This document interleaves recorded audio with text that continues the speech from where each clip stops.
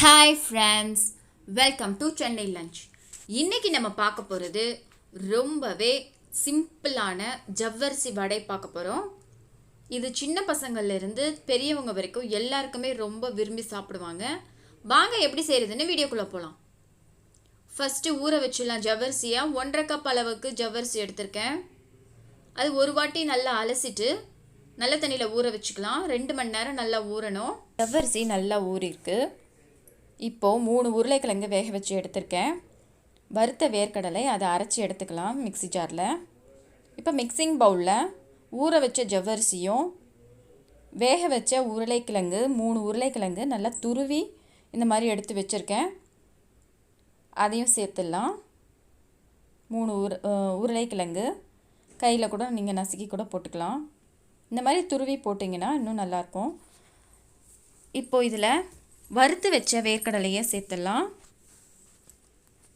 வறுத்து அரைச்ச வேர்க்கடலை ஒரு 1/4 கப் அளவுக்கு சேர்த்துக்கலாம். அதோட 2 பச்சை மிளகாய் ரொம்ப காரமாக இருக்குது. அதில் கொஞ்சமாக கொத்தமல்லி எல்லாத்தையும் பொடிசாக அரிஞ்சிருக்கேன். அதையும் நம்ம வடையோடு சேர்த்துடலாம். இதில் 1 டீஸ்பூன் அளவுக்கு சீரகம், டேஸ்ட்டுக்கு ஏற்ற மாதிரி உப்பு, மிளகாய்த்தூள் காரத்துக்கு ஏற்ற மாதிரி மிளகாய்த்தூள். இப்போ எல்லாத்தையும் நல்லா மிக்ஸ் பண்ணிக்கலாம், கலந்து விட்டுடலாம். எல்லாத்தையும் நல்லா மிக்ஸ் பண்ணிக்கலாம். இந்த மாதிரி உப்பு காரம் எல்லாம் கரெக்டாக இருக்கான்னு செக் பண்ணிக்கோங்க. இந்த மாதிரி எல்லாத்தையும் நம்ம ஜவ்வரிசியோட உருளைக்கிழங்கு எல்லாத்தையும் நல்லா கலந்து விட்டுருங்க. இப்போ நம்ம வடை போட்டுடலாம், தட்டிடலாம். இப்போ கையில் எண்ணெய் தடவிட்டு நம்ம வடையை தட்டலாம். இந்த மாதிரி ரவுண்டாக வடை தட்டிடலாம். கொஞ்சமாக எண்ணெய் தடவிட்டு கையில் நம்ம கொஞ்சம் கனமாகவே நம்ம வடையை தட்டி எடுத்துடலாம். இந்த மாதிரி தட்டி எடுத்துக்கோங்க.